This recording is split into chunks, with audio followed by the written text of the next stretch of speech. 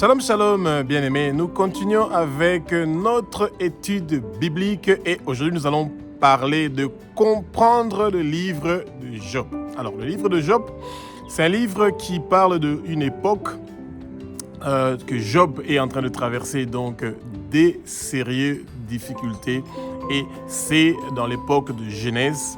Donc, ça veut dire que c'est vraiment au commencement que l'histoire de Job se passe. Et pourquoi le Seigneur a trouvé ça important de parler de Job, son fils, dont il était toujours fier de lui, c'est parce qu'il veut que nous tirons une leçon des gens qui sont fidèles à Dieu et qui ont sa crainte et qui ont son obéissance. Et ça, c'était la particularité de Job.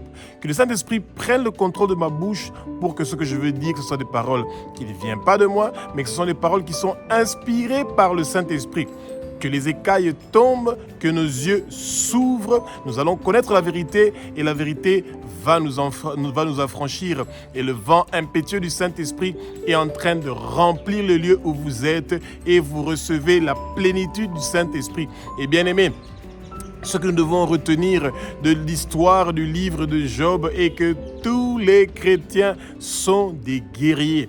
Et ça veut dire que vous êtes des soldats et vous êtes appelés à faire la guerre et pas à attendre que cette guerre-là vienne descendre sur vous du tout. Vous devez combattre. Le combat spirituel est réel. C'est pas une blague. Le Satan se présente chaque jour devant le trône du Père pour réclamer notre vie, pour réclamer nos enfants, pour réclamer nos biens, pour réclamer nos possessions. Et nous devons faire très attention à ne pas nous laisser conduire dans des distractions qui vont nous faire oublier que nous avons cette tâche-là, cette responsabilité-là de nous battre pour que nous puissions avoir la percée et la réussite et ne pas attendre, comme Job l'avait fait tout bonnement et gentiment, que les choses se passent et que le moment difficile qu'il est en train de traverser, que ça puisse passer. Bien aimé, donc dans le livre de Job, Job est mis en épreuve. Et ce n'est pas Job qui a demandé d'être mis à l'épreuve. Job était un homme qui était droit, juste, fidèle, riche, vraiment prospère. Il avait une femme, il avait ses enfants et tout allait très bien. Ses enfants faisaient la fête, ses travailleurs étaient bien, c'était quelqu'un de respecté, il aimait les pauvres, il faisait des bonnes choses. Sa communauté l'aimait. Mais le Satan, quand il nous voit, bien-aimés, que nous sommes dans la joie, dans l'allégresse, que nous sommes dans une bonté, que nous recevons l'amour du Père, il est jaloux de nous, comme tous nos ennemis. Ils veulent nous voir souffrir, être traumatisés. Et il est parti se présenter devant le Père, le Satan. Et Dieu leur a demandé, d'où viens-tu, Satan? Il a dit qu'il vient de circuler du monde pour vous dire que, chrétiens, peu importe où vous êtes, vous n'êtes pas à l'abri des attaques du Satan. Vous devez le contrecarrer. Vous devez vous préparer avant que lui il vienne se présenter devant le Père. Vous devez déjà être passé devant le Père. Et Job avait probablement pas cette connaissance-là parce que cette histoire se passe à l'époque de Genèse. Mais de nos jours, les chrétiens de nos jours ont la conscience du combat spirituel. Et il faut retenir que le Seigneur veut que nous apprenions à nous battre. Et que nous ne devons pas lâcher pendant les moments des épreuves. Et Dieu va dire à Satan, tu as vu mon fils Job? Satan va dire à Dieu, c'est parce que tu le protèges, c'est pour ça qu'il continue à prier, à t'adorer, parce que tu continues à le rendre beaucoup plus prospère. Et le Seigneur va dire à Satan, pars, mais ne l'ôte pas sa vie. Alors, bien-aimés, le Seigneur a dit ne l'ôte pas sa vie. Donc, de ne pas ôter la vie de Job. Et comme l'homme et la femme font un, automatiquement, la femme de Job n'était pas concernée par la mort que, éventuellement, le Satan pouvait apporter dans ce couple-là. Mais, en une journée, Job a perdu tous ses enfants. En une journée, Job a perdu tous ses biens. Et parce que Dieu avait dit, ne l'ôte pas sa vie, Job est tombé malade. Très malade. Bien-aimés, c'est un bon exemple pour nous les chrétiens de comprendre que dès qu'il y a des signes, des épreuves qui commencent, mettez-vous à genoux, prenez vos dispositions, bien-aimés, commencez à combattre. Dites, Abba, notre Père qui es aux cieux, notre Dieu, notre Roi, que toute personne qui est en train de réclamer la vie et la santé de ma femme, que toute personne qui est en train de réclamer la vie et la santé de mes enfants, que toute personne qui est en train de réclamer mes possessions, qui veut détruire mes possessions et ma richesse, toutes les choses pour lesquelles j'ai travaillé dur, cela ne va pas réussir et prospérer au nom puissant de Jésus-Christ de Nazareth. La muraille protectrice du feu du Saint-Esprit est en train de m'entourer. Moi, ma femme, mes enfants, mes biens, mes possessions, le quartier où je suis. Bien-aimés, ouvrez votre bouche. Dites au Seigneur de vous donner des fondations solides dans le Christ pour que quand les épreuves vont venir, que vous soyez forts. Dites au Seigneur que toutes les épreuves que je suis en train de traverser, je suis plus que vainqueur et j'ai la victoire. Vous devez vous battre, bien-aimés. Quand vous vous sentez abattu et vous commencez à vous lamenter, ça ne sera pas la solution. Job est abattu. Il ne comprend pas qu'est-ce qu'il se passe. Ses amis entendent ce qui s'est passé avec Job, qu'il a perdu tous ses enfants, ses biens et qu'il est malade. Et il y a une discussion qui commence entre Job et ses amis. Et le raisonnement logique de l'homme commence à intervenir. Bien-aimés, que votre environnement et que vos amis ne commencent pas à vous culpabiliser que vous êtes dans des problèmes ou des difficultés parce que vous êtes des pécheurs et que vous menez une vie pécheresse, que vous n'êtes pas dans la vérité. Job n'avait pas commis de péché. Et non seulement qu'il était déjà en train de souffrir, ses amis qui sont venus ont commencé à le culpabiliser. Peut-être que tu avais commis quelque chose. Peut-être que. Et c'est pour ça que ils étaient en train de le juger et de le condamner déjà. Nos amis ne sont pas des bons lecteurs de la parole. Quand ils viennent avec des mots de découragement, des bons amis, des gens avec qui vous devez vous accompagner, c'est les gens que quand ils vous voient abattus ou ils entendent vos problèmes, ils vous disent « tout ira bien ». Le Seigneur, au moment opportun, va amener une solution. Mettons-nous dans la prière, bien-aimés. Et le Satan, qui était parti pour accuser Job devant le trône du Père, les amis de Job aussi ont commencé à accuser aussi Job. Bien-aimés, prions ensemble. Disons, Abba, notre Père qui es aux cieux, notre Dieu, notre Roi. Toute personne qui est en train de faire des réclamations sur ma vie, sur mes possessions, sur ma famille, sur les études de mes enfants, sur le travail de mes enfants, sur mes entreprises, sur le mariage de mes enfants, qui veut que mes enfants se marient avec des gens qui sont non-croyants, qui ne sont pas des chrétiens. Je refuse toutes ces réclamations-là au nom puissant de Jésus-Christ de Nazareth. Moi, mes enfants, ils vont terminer leurs études. Moi, mes enfants ne vont pas tomber malades. Moi, mes enfants, ils vont prospérer dans la vie. Moi, mes enfants vont percer dans la vie. Je veux percer dans la vie. Je veux réussir dans la vie. Tous les problèmes qui étaient arrivés à Job ne vont pas arriver à moi et à ma famille au nom puissant de Jésus de Nazareth. Toute personne qui fait des réclamations contre moi, Père, ne les octroie pas ceux qui sont en train de demander pour détruire ma vie et me faire du mal.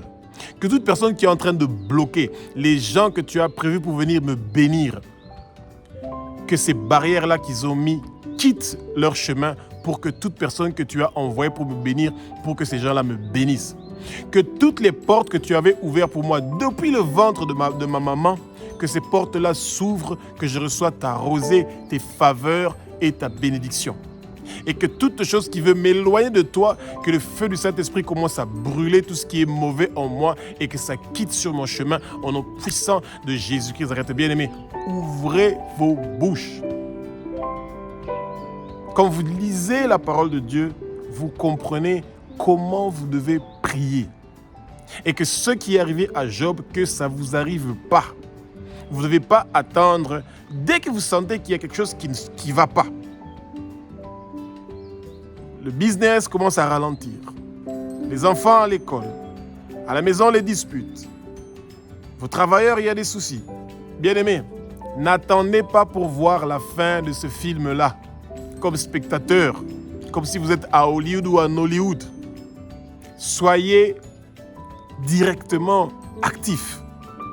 Cherchez le Seigneur. Cherchez à comprendre. Demandez au Seigneur qu'est-ce que vous devez faire pour arrêter ces hémorragies-là, bien-aimés. Et donc, la discussion de Job avec ses amis était une discussion horrible. Au lieu de le fortifier, de l'encourager, ils l'ont encore plus découragé. Refusons l'esprit de découragement. Refusons l'esprit d'abattement. Refusons l'esprit d'amertume. Esprit d'amertume, esprit de découragement, esprit d'abattement. Écoutez la voix et les paroles de l'Éternel des armées. Quittez au nom de Jésus. Partez au nom de Jésus. Vous me lâchez. Vous me quittez. Vous dégagez maintenant au nom puissant de Jésus-Christ. Bien-aimés, ouvrez vos bouches. Utilisez les paroles que vous trouvez dans la Bible. Bien-aimés, Dieu est le même, hier, aujourd'hui et demain. Après cette discussion douloureuse de Job avec ses amis, Dieu maintenant va donner sa réponse à toutes les questions que ces gens étaient en train de se poser où ils ne trouvaient pas de réponse. Et c'est là qu'ils vont comprendre que les amis de Job étaient dans l'erreur. Et que le Seigneur les a donné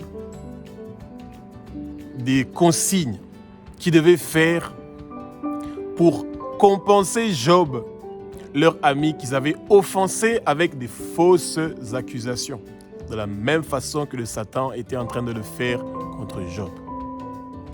Nous devons avoir une relation personnelle avec Dieu, le connaître, savoir ce que notre Père, qui est aux cieux, notre Dieu, notre Roi, est capable de faire dans notre vie. Et le Seigneur peut permettre des épreuves dans notre vie.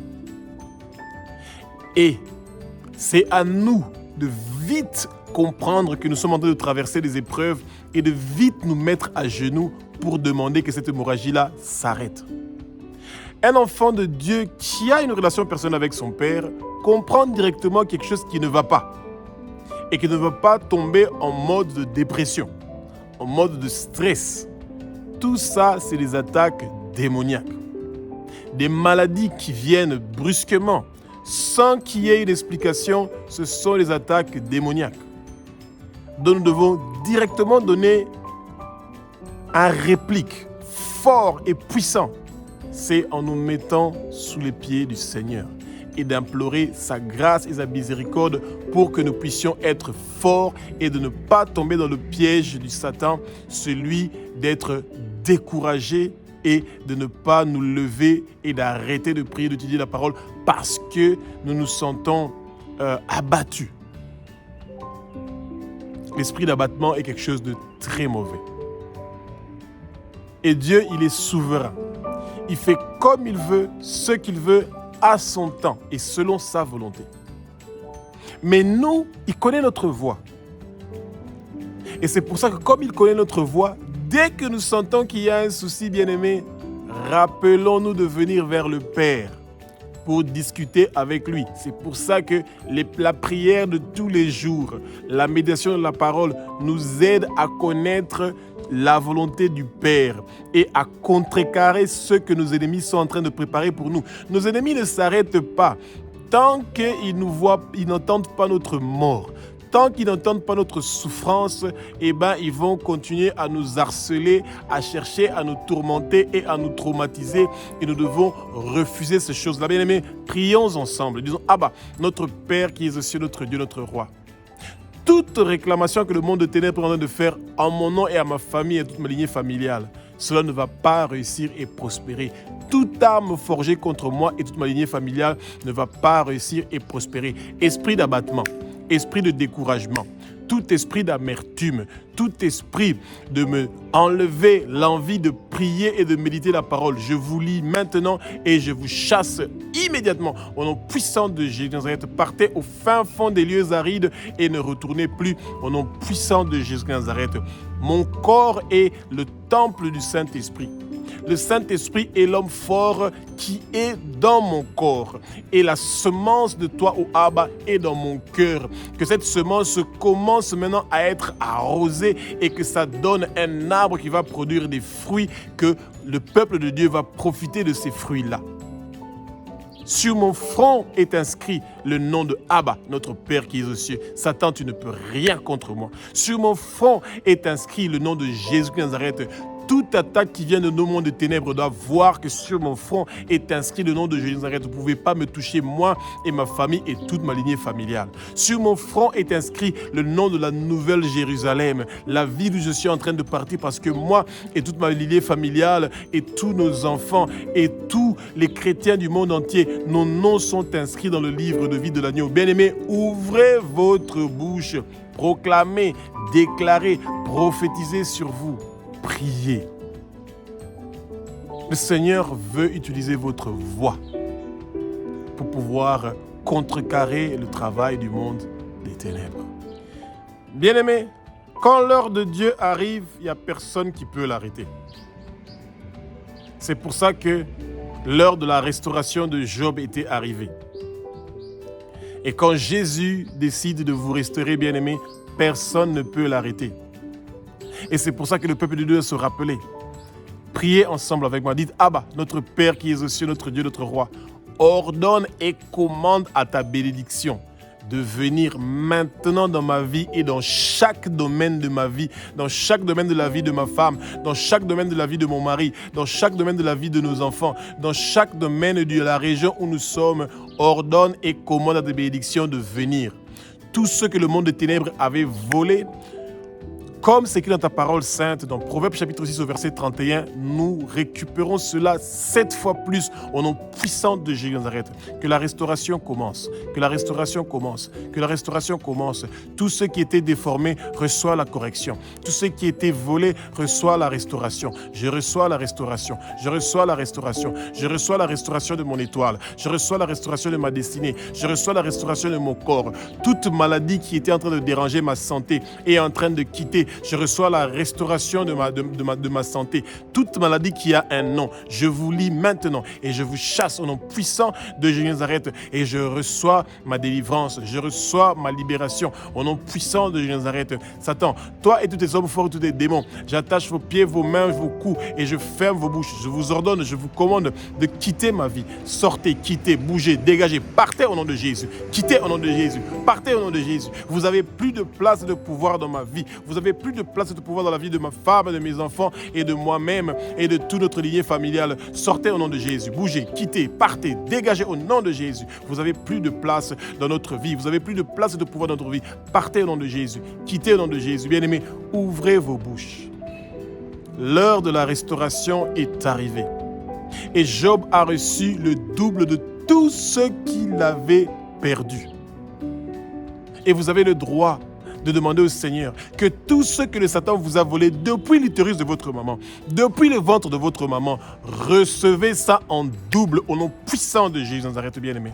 Ouvrez vos bouches, parlez, réclamez ce qu'on vous a volé, réclamez ce qu'on vous a pris, réclamez vos promesses que Dieu vous a promis. Ta parole est merveilleuse. Et le Seigneur ne veut pas que nous ayons l'esprit de peur.